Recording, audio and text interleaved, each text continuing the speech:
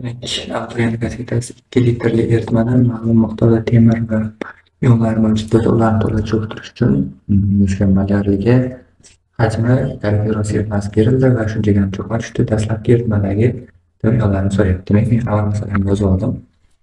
Temir ionlari mana bu yerda magniy ioni, kaliy gidroksid reaksiyasi temir 3 gidroksid cho'kma kaliy ajratilyapti, magniy gidroksid cho'kma uchun kaliy ajratilyapti. Endi bizda nima bor? Hajm bilan molardan biz kaliy gidroksid sarflagan, to'la sarflangan, hammasi sarflangan. Hammasi ketgan, to'la deb yozdim. O'shani molni topsam 1.2 mol ekan. Men 1.2 mol ketibdi.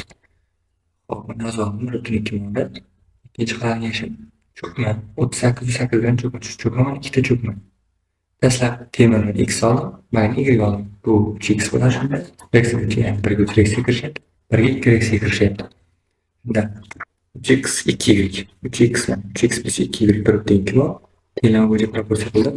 Ya'ni 107 ni 3x ga ko'paytirib bo'lsa, dar 107 ni o'zi bo'ladi. Shunda 107x plus 58y. Teng 38.8.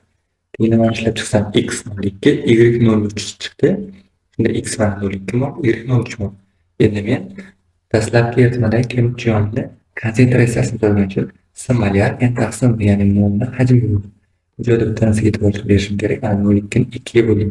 Mana 500 ml emas, chunki bu yerda dastlabki eritmadagi deyapti. Dastlab, shuning uchun dastlab 2 litr bo'ldi. 2 bo'lsa 0 bo'ladi.